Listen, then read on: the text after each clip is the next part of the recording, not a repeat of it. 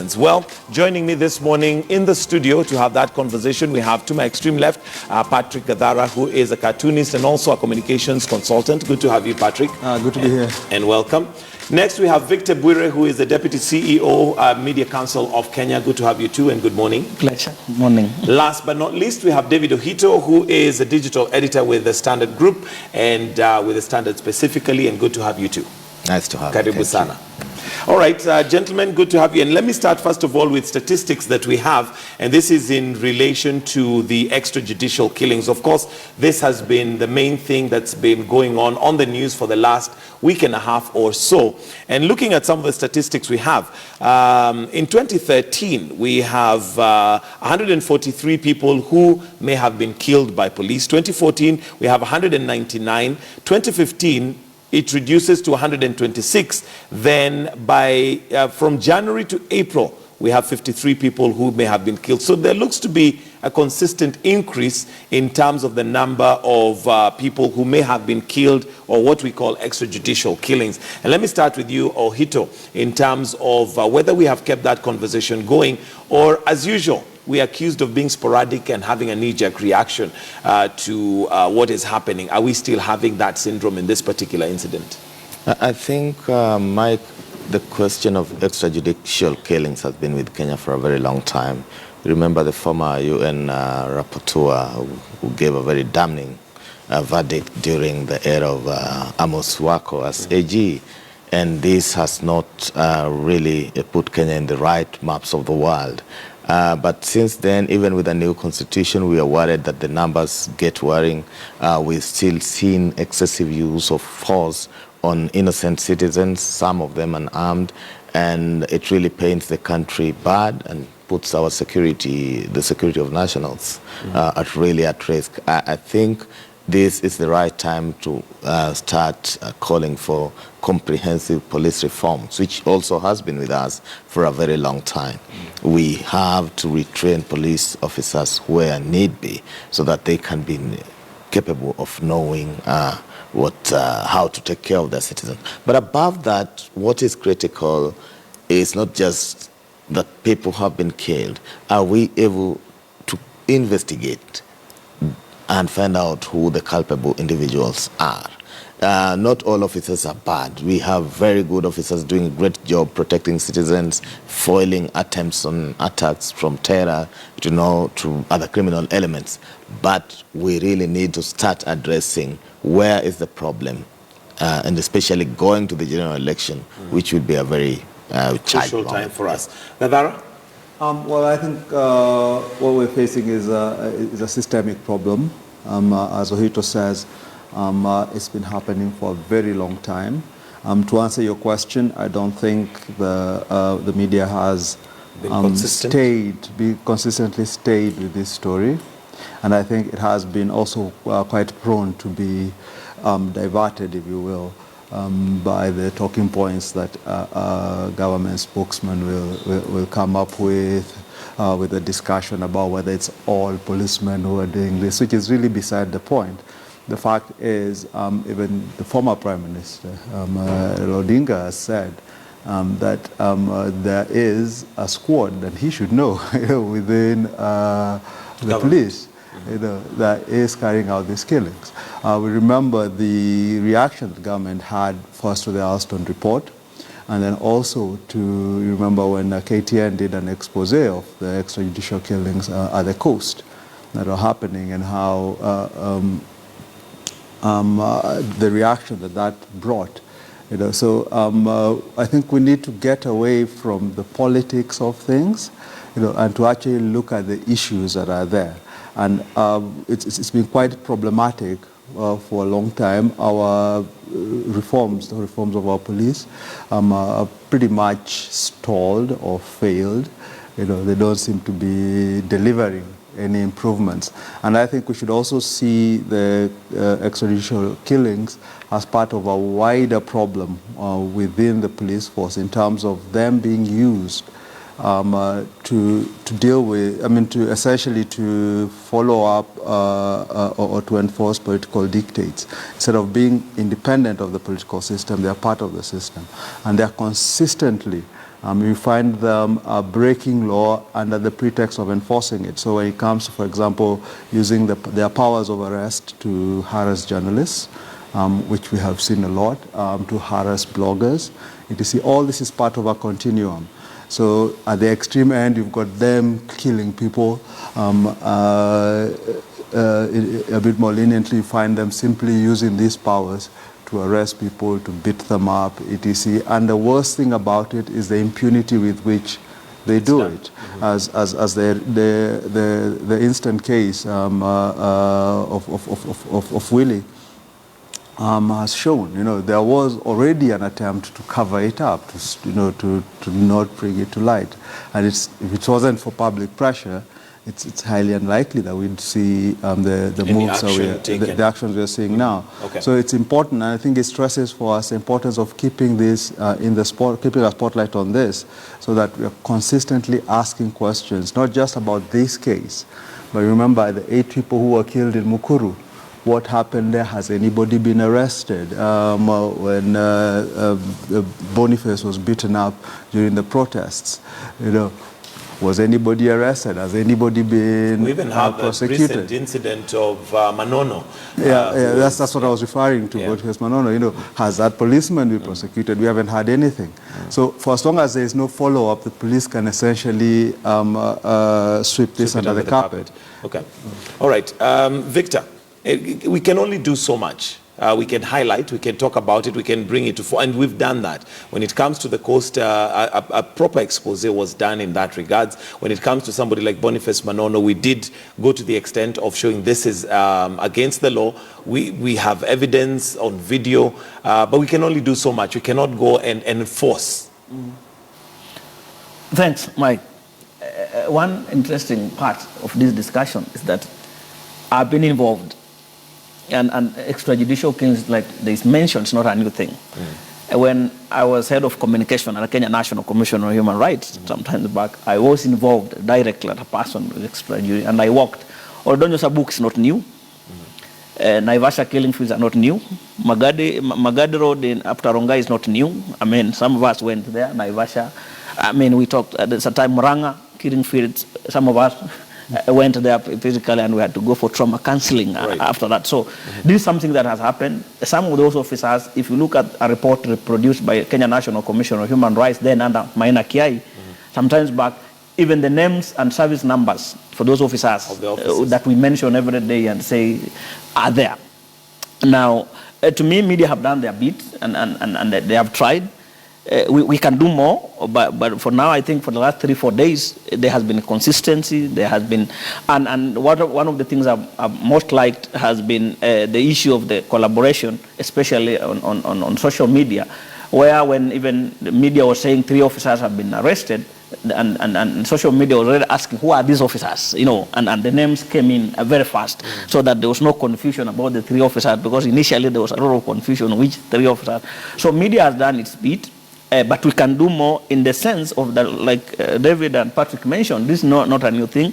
The existence of hit squads in the police has been mentioned over 100 times, and some of the names are known. I think the better questions we'll now be moving and asking is that I haven't seen, for example, the National Police Service Commission itself, through the chair, Kavuludi, mentioning, even making a statement over these matters. So that, I think, Kavuludi should be asked some hard questions about what is he doing.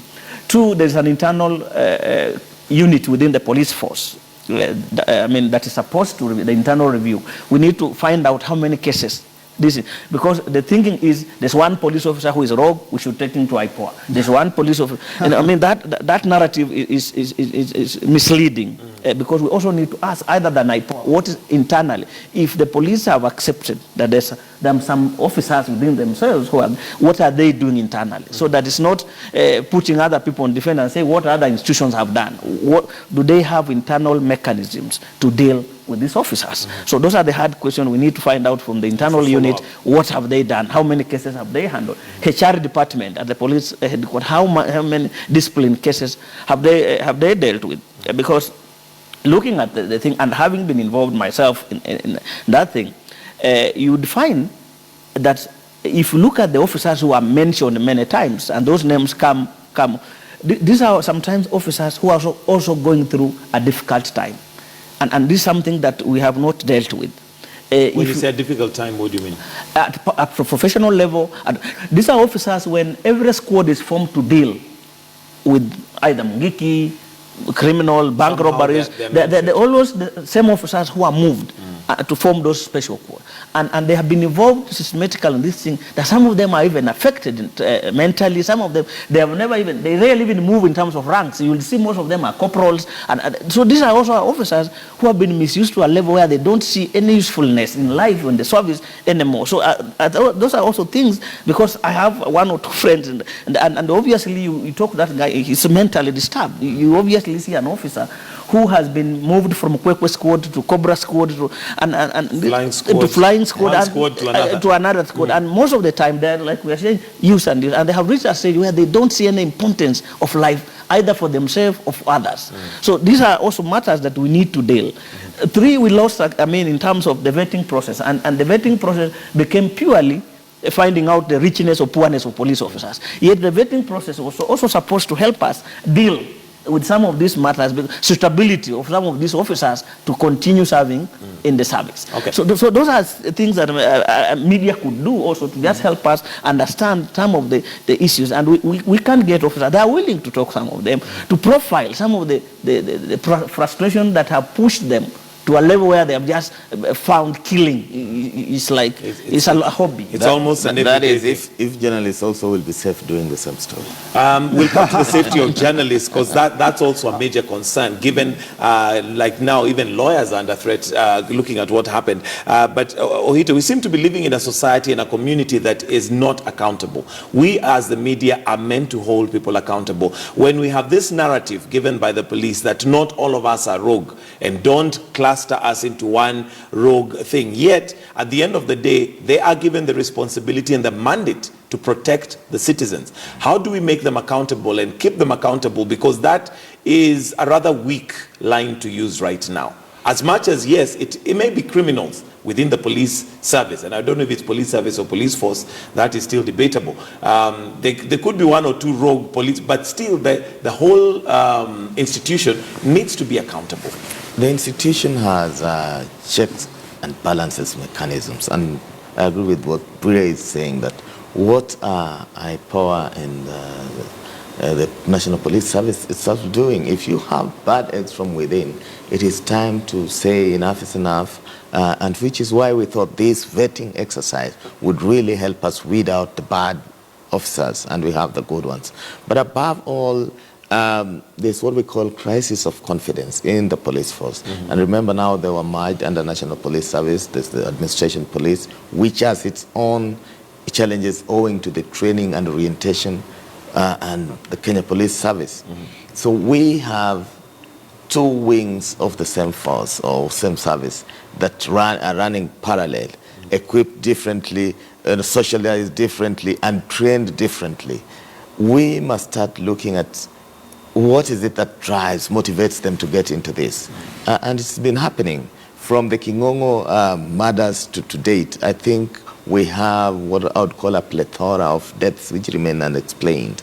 And if we have really disciplined officers carrying out callous murders, then there's something absolutely wrong with our society. The sanctity of life cannot be taken away by anybody, and we need to start protecting people. At least this came to the fore because it is Willie. What about ordinary mwananchi, ule wa Nyayo Tupu, the guy in the villages? These rogue officers, torture them every day, extort money from them. Some of them are bludgeoned, and if you complain, you go and report to the same officer, they tell you to your face that you will face the same fate. What about them? Who will speak on their behalf? So even as lawyers embark on the protest today, I want them to look just beyond the profession, that so many Kenyans have become victims of similar callous murders. How well, I want to see how many lawyers can stand up and take up pro bono matters. Are they, the lawyers who take up pro bono matters, are they being paid? At one time there was a proposal that they would be paid 30,000 shillings.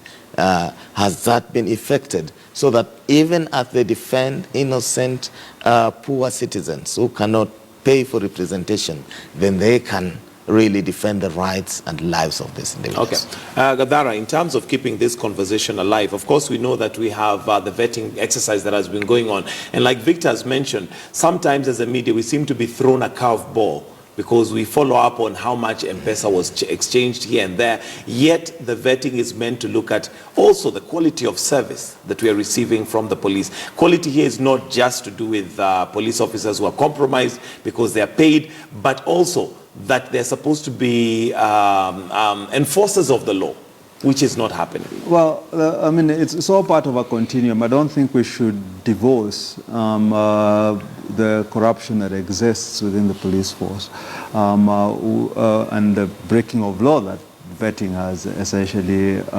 exposed. You know, from the more extreme extrajudicial killing that's going on, as my two colleagues have pointed out, this is systemic. You know, this is planned. So the whole argument of a few rotten apples is a bit misleading, actually. The fact is the force, the way it is set up, if you read the Ransley report, you know, it speaks of the ethos of the police force and the reasons for which it was established by the colonial government, let's not forget. You know, it was essentially to police the people. You know, it was not there to protect us. That's not why it was formed. It was formed to protect the government from us. You know, and that has never really changed. The whole point of police reforms was to go to the root of the matter and change that. And that has never been done. And my problem is we sort of deal with the margins, you know, and with the more extreme cases, but not actually going to the root of it. You know, which is to ask, in what sense is the police actually accountable? When we start saying, like you guys are just been talking about, that it is a societal problem, it really is not. You know, this is a governance issue. These are people in government, people who we give powers, who then abuse those powers. But when you talk about it being a societal issue, Gadara, the fact that we are not accountable. Let's take, for instance, who is we? When I say we, I mean our leaders and ourselves. We just don't seem to demand the accountability. Well, actually, people do demand accountability. Mwenda, who was one of the people who was killed, you know, was demanding accountability. He went to court. You know, to demand accountability. That's not the case. I mean, the issue is not that people don't want accountability. It's that the mechanisms for delivering that accountability are compromised. That the people who are charged with the responsibility to deliver that accountability are not doing their work, and they are not being held accountable. And the systems that we have, which include the media, you know, to highlight when these things happen. You know, when, for example, you've got the rape case in Busia in 2013, where policemen ordered people to cut grass. Slash grass. You know, for it. Those policemen, nobody went back and asked. You know, and that's what my happened point, to them? That's my point, that we seem to accept that we can but who forget. is we? That's my point. Who is we? Generally, society. And that's where now I want to come in and say maybe the media is supposed to highlight this and remind people, look, for instance, now we can look at the story of Tom Mboya, which apparently people are forgetting. But the media comes in and steps in and says, look, we seem to be forgetting this story, and brings it back. You've just talked about the girls in Busia. And this would be an opportunity now to say, look, what happened? Right, and that's my point. I think if you see it as a continuum, you know, all these cases all point to rot within our governance structures, and specifically within our police. You know, we can't really settle back and buy the arguments that we are talking about a few rotten apples. We are talking about a systemic problem, and until we actually deal with the structure of the police, the ethos of policing, you know, until we actually deal with that. The Constitution tried to separate the police force from the politics, you know, so that politicians are not the people making decisions, you know. Yet, till today, we still hear the president stand up saying, arrest so-and-so, the CS saying, arrest so-and-so, breaking the law. Okay. But nobody takes them to account. Okay. You know? The other thing, I mean, I know having worked both in media, I worked as a crime reporter for about 3 years undercover, and I also worked in civil. I worked at IMLU, as a head of communication, and I was involved in documenting some of these cases. What I've seen in the current cases we are talking about, there's serious behind the door communication and advocacy activities by hugely civil society that is feeding into media, and it has helped put that debate where it is. Sometimes it becomes impossible for media to keep a tab. If we are talking about how many cases you're mentioning, and it's just midway a year, KTN can only do one maybe in a month, and after. If you look at the increasing number, I'm looking at the capacity of media to say that media does not, that we come in, go out. The amount of cases is also too much, so that we can't say KTN or Standard will be carrying stories on extrajudicial every day, on a very single day. So to me, once we highlight, or media is willing to help, but they need information. They need also to be helped. Looking at the capacities within our media houses, like I'm saying, I mean, I belong to that WhatsApp group where it's over 1,000 members of the civil society across the country that are mobilized to help media, to take them to come to the studio to talk about it. So we also need that collaboration, in the sense that we need people to help media and some to bring out some of these cases, because like you are saying, extrajudicial killings are happening every day in this country. It's not just one single day; they're happening every day. So if we said we'll create a column just for extrajudicial killings, it also becomes too much demanding from part of the media. But I'm saying much can be done. Will continue, but there's always a trigger. There's a nut graph in the news. There must be something that triggers again the media conversation that comes up.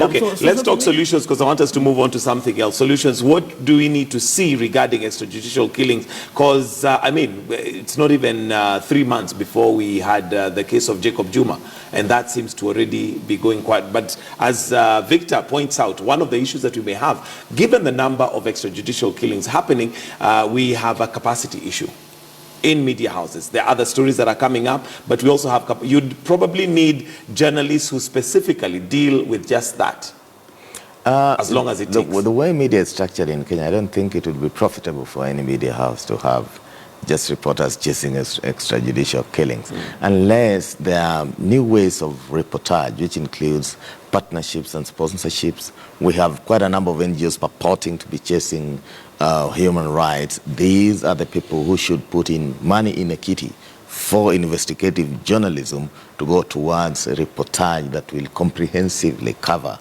such stories. 2, we have done our best. When Jacob Juma died, we did cover. When police officers, rogue ones, opened fire on innocent people in Kisumu and Siaya and Migori, we covered. What else would a media house do? Do you want us to go back and chase? We gave evidence, we gave footage, we gave... Yes, to take up we have done our excellent job. Perhaps the civil society needs to step up its work and working formula beyond just colorful, well-printed T-shirts during demos and pouring color on people and on streets. I think if they do that, they can go a long way in trying to provide solutions. But it's indeed a very expensive exercise. There are enough people who are being shot dead in Mandera every day. Where in such similar cases, and I explained to you last time how expensive it is just to get crew to Mandera to cover them and bring them back. That is the kind of journalism that we need to practice in partnership with Gadara, solutions and what we need to see moving forward on this particular conversation. Well, I think when we say we've covered something, we're a bit, in my view, we're a bit disingenuous. I think simply highlighting that somebody was killed and then leaving it at that is not enough. I think we need to get into a culture within our press where we actually do follow up these things, we do follow up these issues. When we raise them, we don't just sort of move on to the next story and forget, what was there, which is pretty much what happens. I think it's not to say that it's the media's job to go arresting people, but it is the media's job to go and find out what then happened. So, for example, putting a spotlight on the DPP's office, a spotlight on IPOA, the people who are actually charged with doing something. Because if you actually start seeing prosecutions, we have seen how quickly the police can move when there's a spotlight on them, But then we've got to ask, what happened to the other cases? How come we are now seeing, proceedings, 4 policemen have been arrested, they've turned up in court, etc. That's nice, But this is one case. What happened to the other cases? How come, and that's the question, how come those aren't being prosecuted? And if you start asking that question, then you go beyond simply the instant case to the root of the issue, which is the problem is the impunity with which police can do this, and the systemic nature of the problem, the fact that death squads are set up, deliberately set up, that it is a deliberate policy to go killing people and to avoid getting them to court. We even had them, police pretty much admit it when we had the whole terrorism issue. And they were saying, we can't take them to court. We've had people like Marwa standing up and saying, ukishika na bunduki, just kill him, etc. These people pay no price for doing this. And the fact is, we allow that to continue by not putting a spotlight. Every time Marwa speaks, remind him, this is what you said. Let's go to the ODPP. What happened? How come these people haven't been prosecuted? Go to IPOA. And I think if we get into a culture of following up on these issues, and not simply presenting them as one-offs and then they disappear, then they will be accountable. Precisely. Victor, maybe finishing on that, then we go to the Prime Minister of Israel visiting Kenya. I think the capacity, and I've looked at him report, which is a media an organization that has largely specialized on extrajudicial killing, and there is acknowledgement that the media is doing well. Where they acknowledge, they have even developed a manual, and we are participating in their trainings on journalists on reporting. So we need more increased synergy between the civil society and state actors and media to help in some of these cases. We need fellowships. We need some grants to help just journalists follow up some of these stories. And it can be doable. It has been done in other countries. Some of the major stories that are unleashed outside, they are helped by civil society who have some funds who can help journalists and understand those issues to continue exposing this matter. So to me, increased synergy between media and the other actors just to that would help. Okay. 2 more dialogues on this, because again, like Gadara, you understand because you worked in that sector. I understand because Ohito has. So we also need to help journalists by tipping them. Just to help them pick a few store ideas and follow up. Some of our journalists are seriously overworked. Standard, there's only Cyrus Mbati who writes on crime.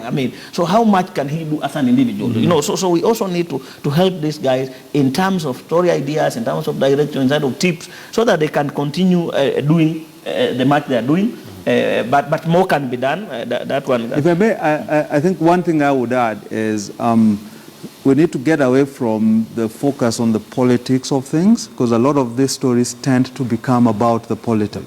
To the problem. So when we deal with the politics, a lot of times we're dealing with the problems of politicians. We need to change that so that we actually focus on the problems of real ordinary Kenyans.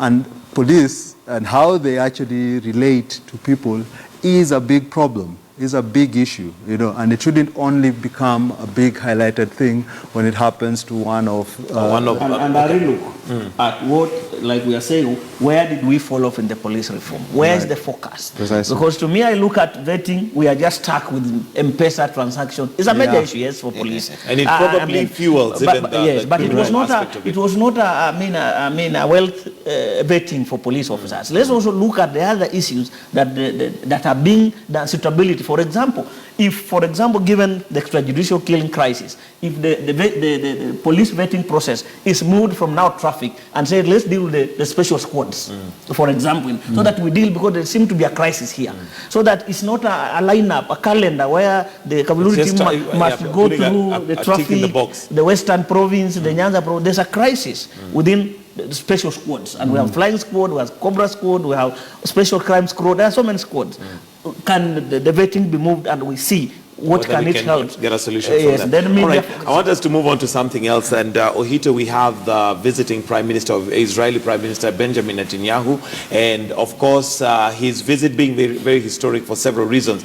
Possibly your comments on the coverage that we have given so far, and whether we've highlighted to Kenyans what his visit means. I think let's welcome Netanyahu to Africa. It's been long since 1 p.m. from the Israeli landed here. I am fairly satisfied with what has been done. He's one man who is also very difficult to cover, just like the American president, because of the security that comes around, and the vetting and accreditation and the do's and don'ts as a journalist. Much of it is very officialdom, you know, what he has said, the statements he has released, and those that Kenyatta has released is what we have covered. But I'm more interested in his approach to the terror issue. Israel has lived with terror more than any other nation on earth. And what I read in between the lines, that you don't need forces in Somalia. What you need is good technology and perhaps the border wall that can help you cushion your citizens from these criminal acts. And I think, and that really resonates with when Britain said sometime last week they will no longer fund AU mission in Somalia.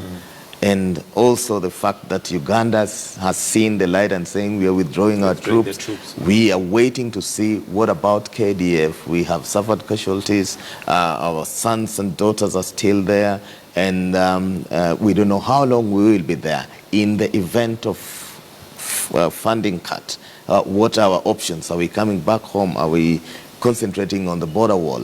What are we doing differently? How well will we deploy technology to do or forestall terror? All right. Yeah. Victor, your comments, do you agree with David that we have done a good job so far on covering his visit, and more so concentrating on what it means to us?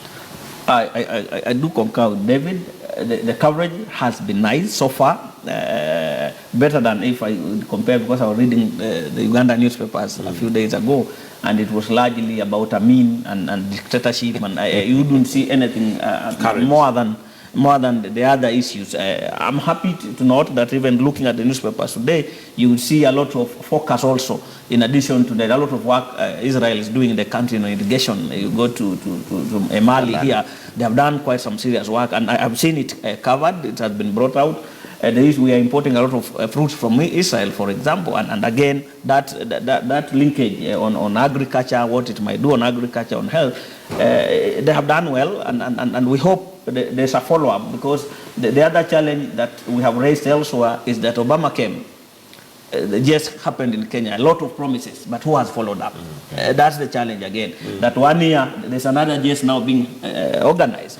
Do we look back? And so maybe, again, like you are saying, if media kept a tab and just to see after this pomp and the arrival and the signing of the agreement, what then becomes... Although when we think about it, if you look at, for instance, the Galana Kulalu project, which has had a lot of controversy, and whether it has succeeded or not, this would have been a good opportunity for us to actually highlight and say, we have the Prime Minister here, they're supposed to be behind this project. What is the failure? Why has it failed? Yet they're successful in their country, which is a desert. Because largely what Patrick raised, Galana has become the politics of how not to do it in agriculture. And you see, even there was reluctance. They wouldn't have taken him to Galana because the worst example, they couldn't give it as an example. But a small example in Mali, where Israel has invested, you'd go there and see it's not a huge project like Gulana, but Gulana is lessons and learned. You know, you won't even want anybody to learn. But I've seen quite again a number of stories about Gulana. The minister was there the other time. But again, people have asked. I know even the general manager for NB had to leave. I mean, around those issues. But Israel is doing other places elsewhere. Media has mentioned the failures and the controversies around Golan enough that other sectors, other sections of the society need to take up. Yeah, and I guess even Alex Chemoda report has really been consistent on that, giving us updates even before the Prime Minister came. Gadara? Well, I would differ a little bit with my colleagues on this. I think that coverage of the visit itself has been, well, fine, in the same way the coverage of the Obama visit was okay, as in we are told where he's gone, what he has said, etc. I think we are very much hostage as media to a narrative of goodies, that these are people coming with goodies. You know, for us, and not really asking what are we actually giving them.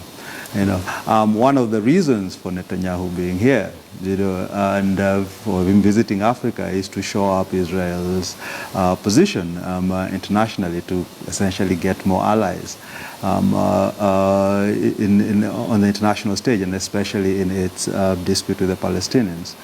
And I think there has been very little interrogation of whether actually we should be doing this. The president yesterday says that Africa needs to evaluate its relationship with Israel, because Africa essentially had ostracized Israel because of its treatment of the Palestinians. Yet our president seems quite willing to sort of forget that and quickly say, let's embrace them. We need to interrogate this, and I think we need to go beyond simply looking at Israel and ask what our government has been doing on the international stage for the last 3 or 4 years. Recently we voted with North Korea on protections for human rights defenders, essentially not wanting them. Then we voted with China and Russia and Saudi Arabia on internet freedoms. These are the friends we are making. And now we are jumping into bed with the Israelis and in essence, pretty much throwing the Palestinians under the bus. I think we need to be much more careful about what we are getting ourselves into and what our government is committing us to, the sorts of relationships that internationally it's actually putting us into. And I think that it would be great. I've seen on KTN News that you've got segments for international coverage of international. This is where we should really be talking about these issues, and because in the end, when our guys go to the UN and they cast a vote on behalf of all of us. And if they are betraying the very things that we stand for here at home, when we say everybody has got certain inalienable rights, rights to property, etc. When we are sort of back what has been the traditional, at least of late, African position, that the plight of the Palestinians is a central issue. As Mandela said, we cannot be free if the Palestinians are not free. We can't simply afford to hide that under the bus and say, oh, well, we've gotten some goodies, so let's forget this. But given that Patrick has a column and is a cartoonist for one of our leading... He has the platform too. By the fact that he will do that, the media have done their bit. Well, not done their bit, not really, no. It's not just a matter of just either one person doing it, etc. It's got to be seen in the context of the entire visit. When we are covering the visit, we should be asking these questions. We are given opportunities to ask the Israeli Prime Minister questions. The good thing that there are few communication people who have that historical background and production which Gadara has. And by the fact that he has done it in his column, media has done he has done a contribution. To me, I look at that he has done, already media has made his contribution. Gitongo, one other way of looking at it is that Africa is rising, and we're becoming the new business and trade opportunity continent, which is why China is all over here with all manners of things. Israel is a very key manufacturer of industrial and weapons.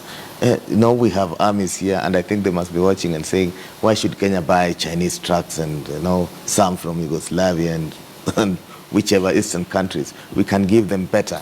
There was the debate about night vision goggles when KDF was acquiring them, and Israeli offered those that could see vision beyond 1-2 kilometers.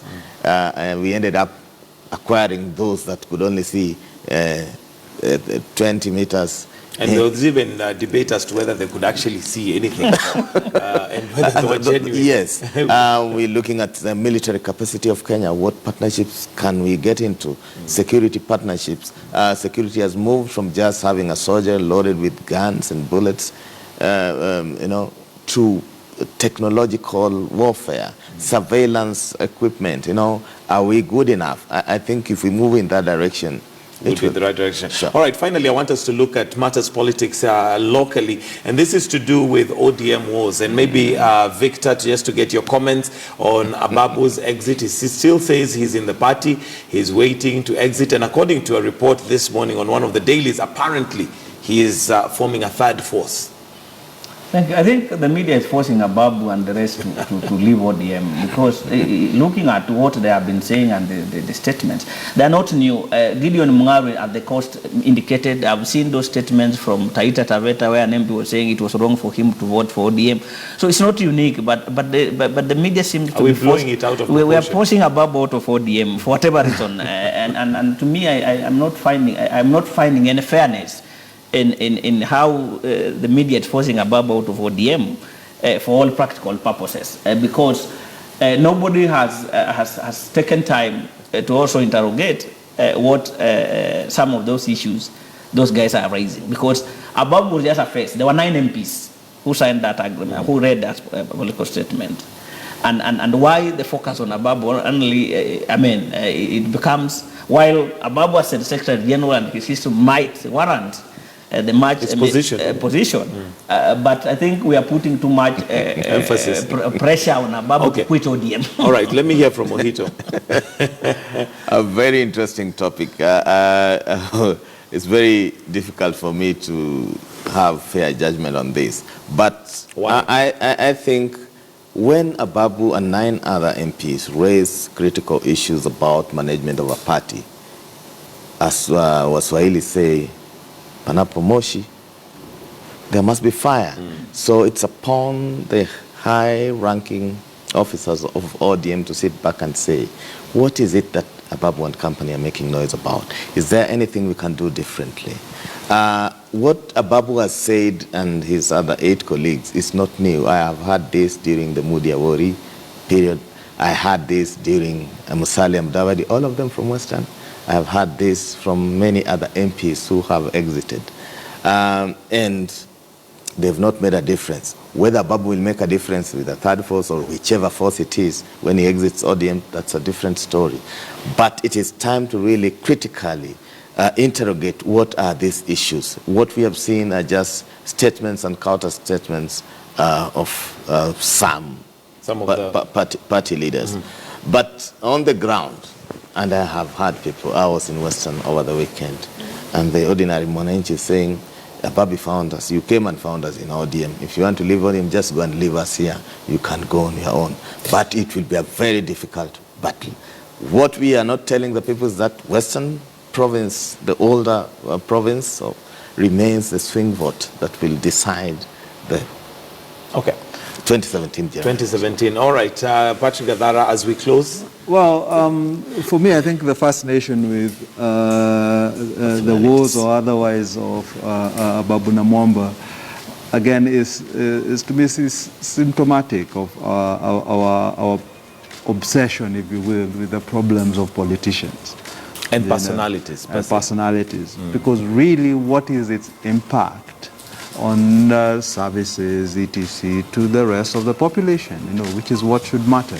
I think there is room for us to interrogate the processes within ODM and what they actually tell us about our parties and how they are run, and whether we need to be rejigging any laws, etc., to ensure that party democracy actually exists, that party officials can actually fulfill their mandates. But I think simply the sort of obsession with this sort of covers up many other things that we really should be focusing on. I would be asking, for example, when we speak of Ababu Namwamba, remember a few years ago, he had some tapes where he caught some politicians, essentially saying they got some bribes. We never had anything in terms of prosecutions, from that, etc. That for me is a much bigger issue than whether or not he stays in ODM.